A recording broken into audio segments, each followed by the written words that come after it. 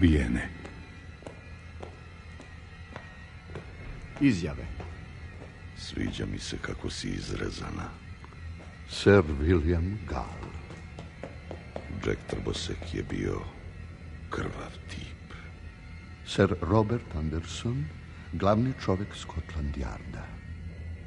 Koraci u pustoj ulici.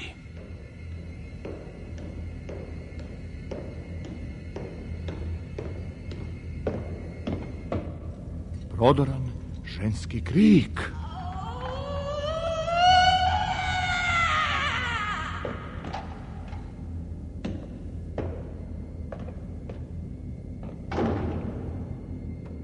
Polly Nichols. Da je imala za hotel, Polly Nichols ne bi bila izbačena na ulicu. A da je nisu izbacili na ulicu, ne bi na nju naleteo Jack Trbosek, manijak ovdašnji. Zato, drage moje dame, ne dajte se nikad zadesiti bez jednog penija u buđelaru. Nikad se ne zna kad vam može zatrebati. Annie Chapman, najnesrećnija od svih Trbosekovih žrtava. Imala je zapaljenje mozga. Doktori su smatrali da i onako ne bi dugo živela.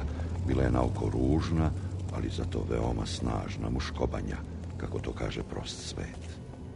U Whitechapelu su je zvali Mračna Anne. Nekad je bila udata za kočijaša u Windsoru, sada više nije. Vrativši se u East End, prodavala je malkice cveće, a malkice sopstveno telo. Kad to nije radila, heklala je jadnica. Posljednji put viđena je u ulici Hamberi s nekim nepoznatim čovekom, pola sata pre ubistva.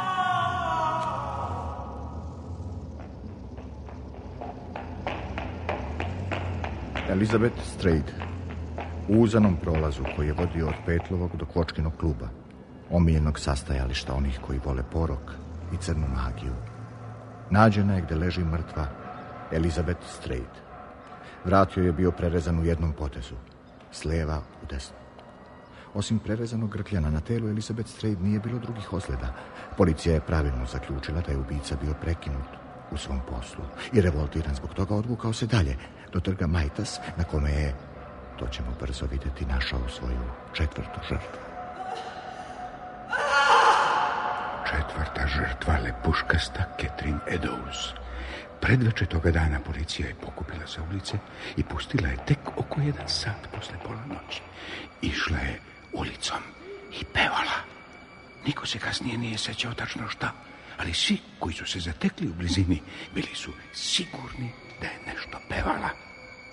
Kao što znamo, u londonskim trgovima svakih 15 minuta patroliraju policajci. U ovom slučaju to je bio Waters. Kad je prošao u 1:30, sve je bilo okej. Kad je prošao u 2:15, više ništa nije bilo u redu. Jadnoj Catherine trbuh je bio divljački izboden, a utroba izvađena. Vrat joj je također bio prerezan s leva u desno. Lepuškasta Catherine Eddowes je u tom momentu na sve više ličila nego na samu sebe. Trbosek je izgleda baš to i želeo. Mary Kelly, 5. ubijena, viđena je neposredno pre ubistva, kako razgovara sa nepoznatim čovekom. Kasnije ga je svedok opisao kao čoveka 40. godina 20. veka. Mary Kelly je jedina od ubijenih devojaka svoje mušterije primala u kući. Ubica je dakle imao vremena da s njom uradi šta želi. I evo šta je uradio. Lice joj je potpuno odrao. Grudni koš od prsiju naniže također. Od jedne butine ostala je samo uspomena. Cela prednja strana joj je bila unakažena. Čak su se i na njenom noćnom stočiću među bočicama s mirisima našli komadići mesa. Jadna Mary, svi smo je tako voleli.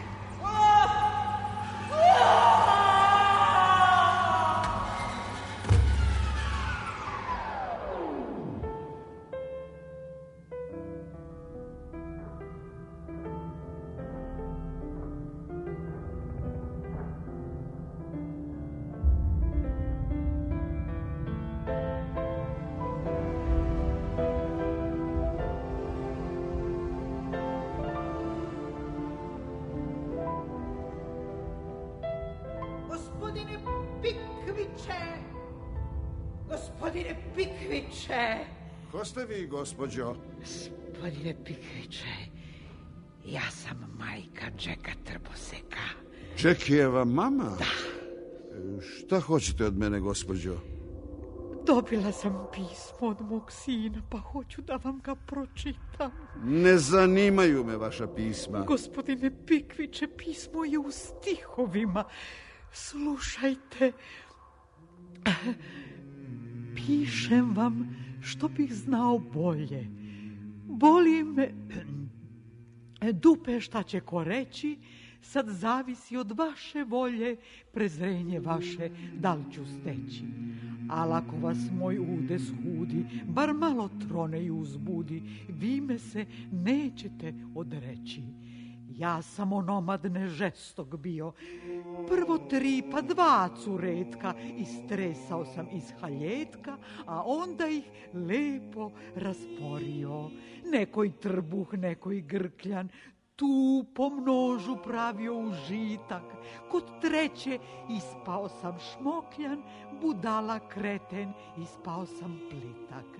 Proradiše u meni osjećanja, sažalih se na tu lepotu čednu.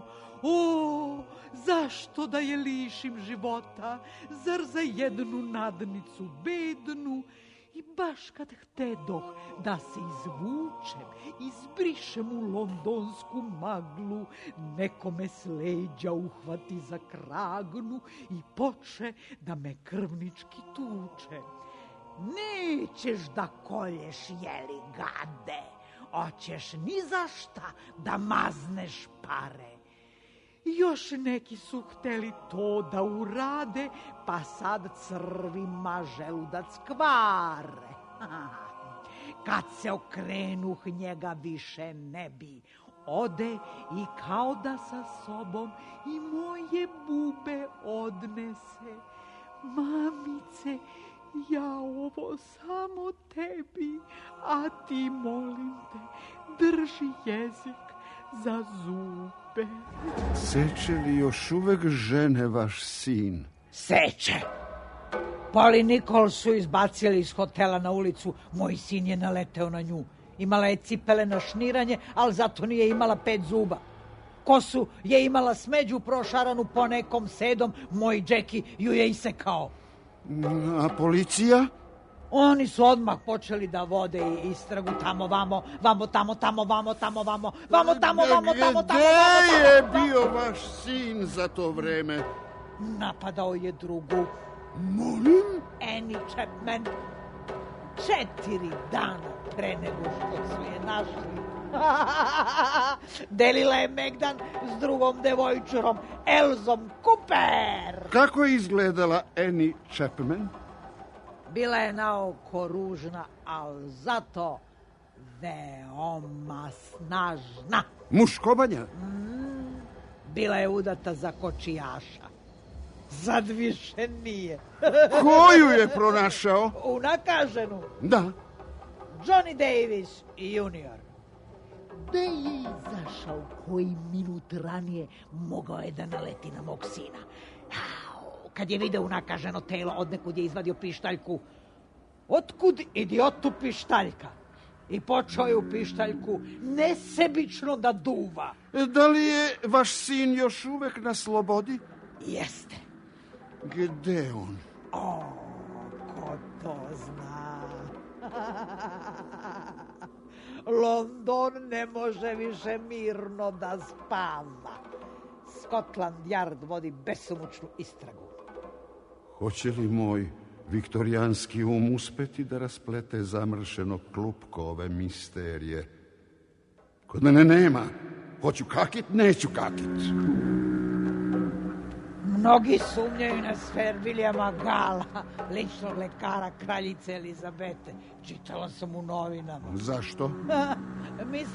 Misli se da su te prostitutke ucenjivale kraljevsku porodicu. Vojvoda od Clarensa se oženio tajno devojkom iz nižeg staleža. Mislite da je ona bila u vezi sa ubijenim devojkama? Jeste, Pikviće, jeste. Gospodine Pikvik se kaže. Izvinite, gospodine, Pikviče. Ne Pikviče, nego Pikvik. Pikvik. Sumnja se i unuka kraljice Elizabete, Alberta Viktora. A kraljičinog unuka? Da, gospođo, da, ali to nije sve. Sumnja se i u Rozlina Dunstana, novinara koji studira medicinu. Kako to?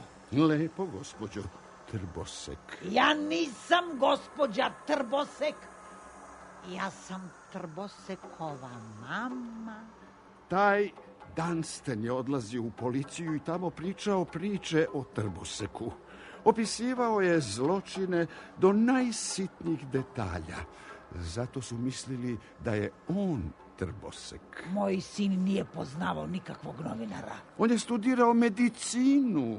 Nije bio samo novinar, bio je i lekar. Moj sin nije znao nijednog lekara. Preterujete. Ne postoji čovek koji ne zna barem jednog lekara. Da, moj sin je poznao jednog Kozminskog.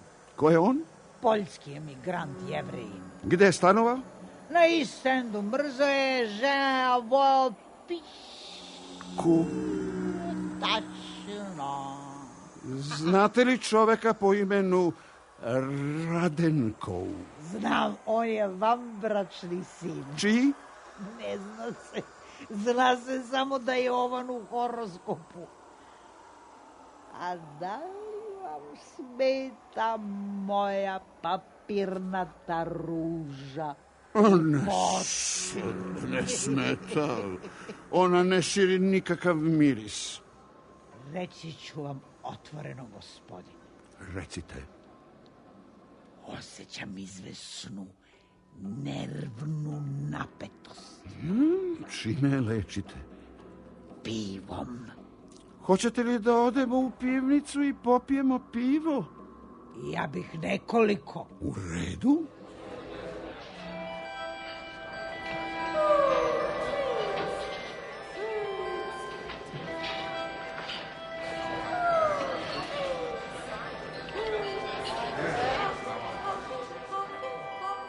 Ja imam šešir od rajske ptice. Ali je lep. Mačak bi progovorio kad bi ga video. Ja imam nešto od sigurnosti poznatih glumica. Idite po pivu. Gužva je velika, kelnera nećemo dočekati. Odmah ću. Evo pivce. Pa, živeli Pikvike. Pikviče. Rekli ste da vas ne zovem Pikviče, zato vas zovem Pikvike. Pričajte mi o sinu. Moj sin je došao izdaleko. Izdaleka? Izdaleka. On je za njih čudovište. Eko tralalalala, tralala. Ne razumem. Da, ne razumem. Da biste celu stvar osvetlili iz drugog ugla, morate doneti lampu. I još neko pivo. Vrtimo se u krug. Kao čistač na stanici Charing Crossa. Da. Da.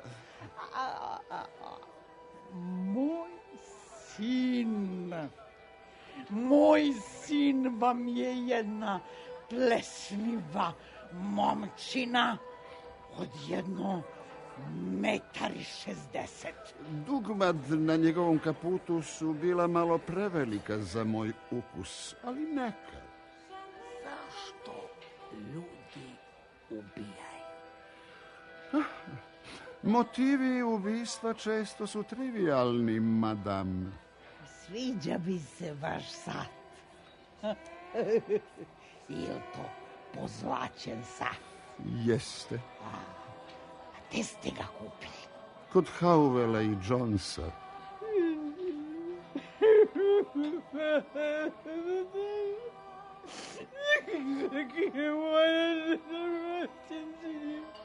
Imala je divnu, čudnu. Dobro, smirite se. Koje su moje vaše donje gaće? Nije važno. Moje vreme svet se delio na dobre i na loše. Vi ste izvanredno prijatan čovjek. Hvala. Ja volim jednostavan crni kostim sa francuskom sivom bluzom. Ostalih detalja se ne sjećam. Nervozno dobujem po stolu. Vidim. Zbog vaših konfuznih rečenica moja istraga tapka. U mestu. Da. U mestu. Mislim da ću iz ovih stopa prsnuti u smeh. Zašto? Zbog vašeg odela. Šteta što, dragi slušalci radija, ne možete da ga vidite. Ja se jedva suzdržavam i uskoro će moja osjećanja prevršiti meru. Slabost je voliti toliko, ali šta mu? Koga volite? Adol Kicoša, tanka struha i otvoreno oko. Ljudi iz ovog kraja jedva čekaju leto. Zato što zime ovdje nisu blage.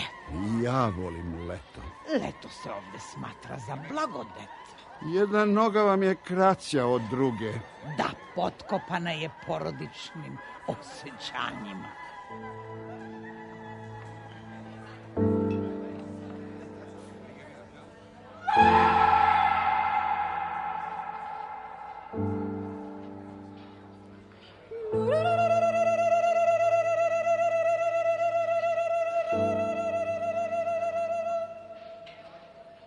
Dobro večer, ja sam također gost ove kafane, moje ime nije važno, dobro večer.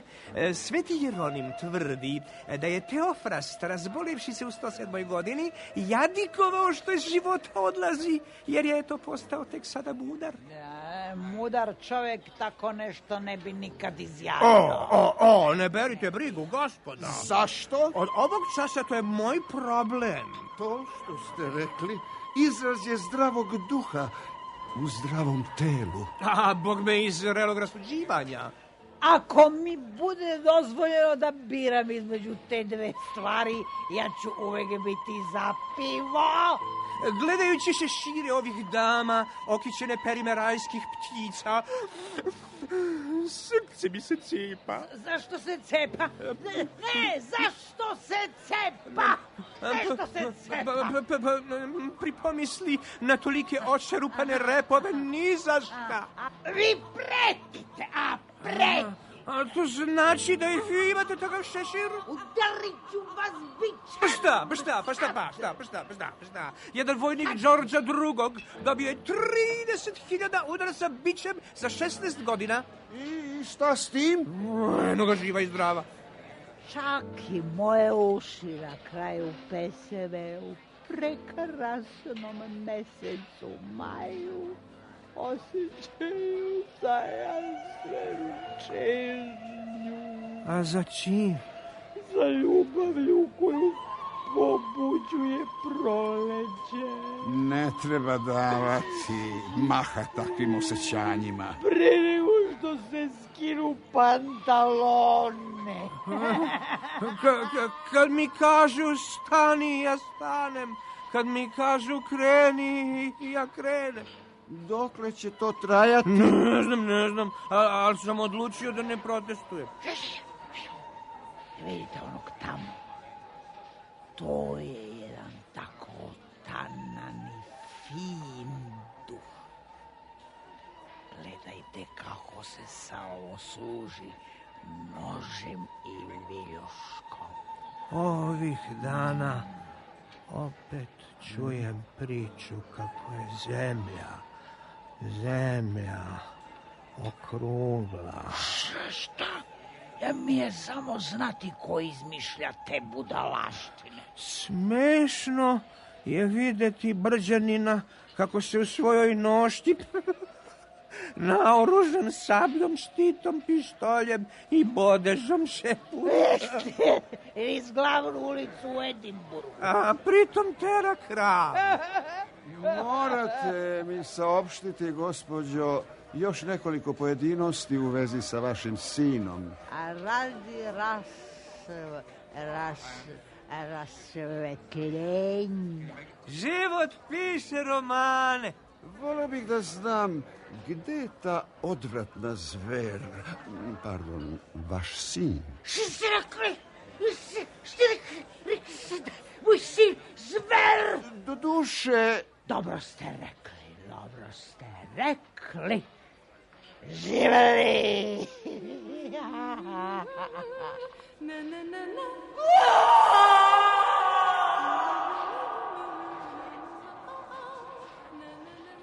Razočaran sam što više nema pića. Razumete li se vi u konje?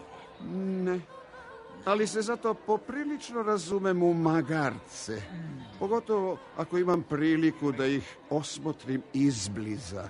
Ako mi naručite još jedno pivo, pročitat ću vam ovo. Idite po pivo. Idem! To je pismo od mog sina. Često vam, vidim, piše. Draga mama. I kraj kaže... Da čujem? Moje patrijarhalno vaspitanje. Zašto suze? Zašto suze? Uvek me dirno ovakve reči. Moje patrijarhalno vaspitanje ne dozvoljava mi da tvome stavim sopstveno mišljenje. To je sve? Čuteći te pozdravljam, tvoj Jack. A, pa nemojte, a PS? Pismo bez PS nije pismo. PS. Pesmu koju ti šaljem napisao sam ja. Nadam se da prepoznaješ rukopis. To je pismo koje ste mi već čitali. Da. Lagali ste da je to drugo pismo, samo da bih vam naručio još jedno pivo. Sram vas bilo. Ja sam puna samopouzdanja. I piva? Ja sam bila lepa i otresita. Vi ste mi skršili srce. Ja? Vi i kosti. Skršili ste mi i kosti. Znate šta, gospođo? Ne svađajte se, ne podnosim to. Gde je miris ruža? Kakvih ruža?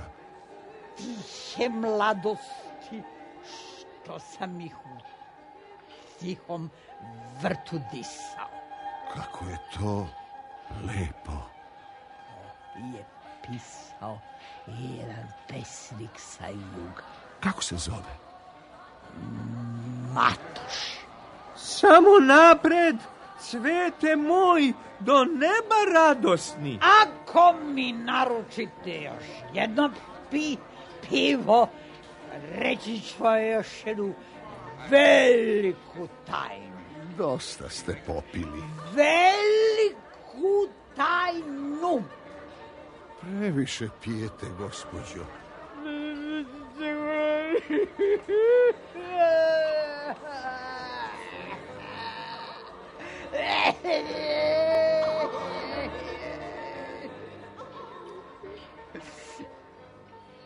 Ne zanima vas velika tajna. Recite. Pivo za tajnu! Želeli smo iste stvari u različito vrijeme. Ja sam puna poštovanja. Ne vičite. Tiše, gospođo. Da li se vi sećate vlasnika Bogilena? Ne sjećam se. U stvari... Šteta. Možemo i bez toga. Reč je o jednom komadu. Pozorišnom. Jeste. Kokoška jedna. Ja, kokoška? Ne. Ja? Nemojte da mi podižete suknju. Pa moram, pa to je jače od mene. Pa moram. Moja sreća je bila u vašim rukama. Nije tačno. Sad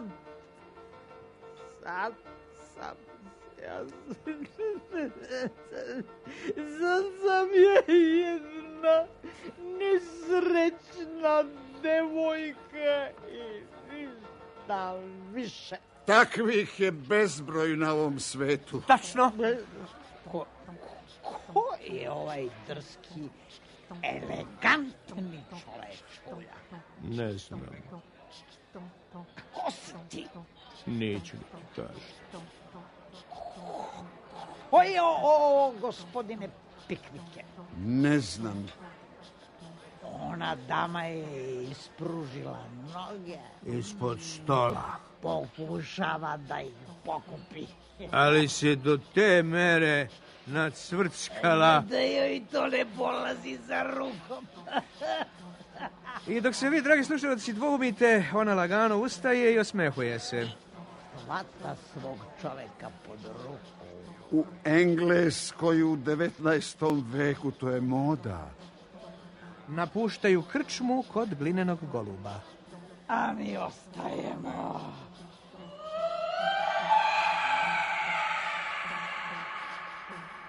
Bežati iz ovog toplog gnezda je ludorija, ali ja idem. Ostani. Neću. Ostani. Ostaću. Posluša vaše naredbe. Slušam, gospodin. Hteo bi da se oslobodi našeg društva. Ako gospodin već mora. Vi ste rešili slučaj ubistva starice pre 7 godina. Jesam? Zovete se Pikvik? Zovem se. Zanima li vas moje ime? Nemoj mu reći. Zašto? Zato. Jedva čekam da u nekoj boljoj krčmi popijem vruć punč. Danteova biografija je, tako reći, nepovratno izgubljena za nas. On je veoma nepoznat čovjek. Nekad je takav bio. I Đoto je nepoznat. Dante je... Dosta o njemu. Mogu o Beatrice? Može. Beatrice je bila Danteova ljubav. Marš na boje sa tim Danteom! Neću. Šta vam je Dante skrivio? Idem. Odlazi protuvoljen.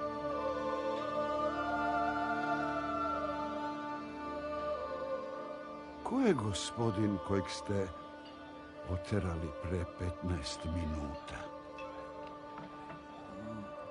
Pa sramota me da kaže. Ružno se ponašao. Zašto vas je sramota? To je to moj sin. Jack Trbosek? Jeste. A zašto mi to odmah niste rekli? Pa zato što mi niste naručili još jedno pivo. Jer sam ja rekla da ću vam odati veliku tajnu ako mi naručite još jedno pivo.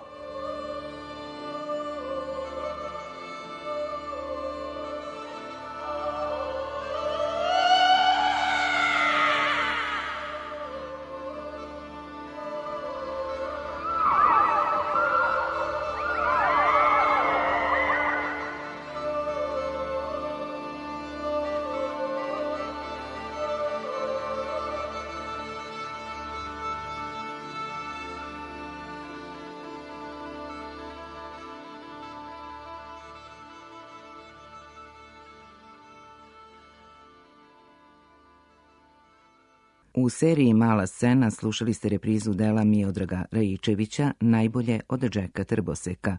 Uloge su tumačili Đurđija Cvetić, Milutin Butković, Miroslav Pavićević, Ivan Jagodić, Vladan Živković, Milan Mihajlović i Toni Laurenčić. Reditelj Nađa Janjetović. Urednik emisije Zvonimir Kostić. Producent dramskog programa Aleksandra Rajić-Žikić. Urednik serije Olivera Kolarić. Proizvodnja Dramski program Radio Beograda, decembar 1995. godine.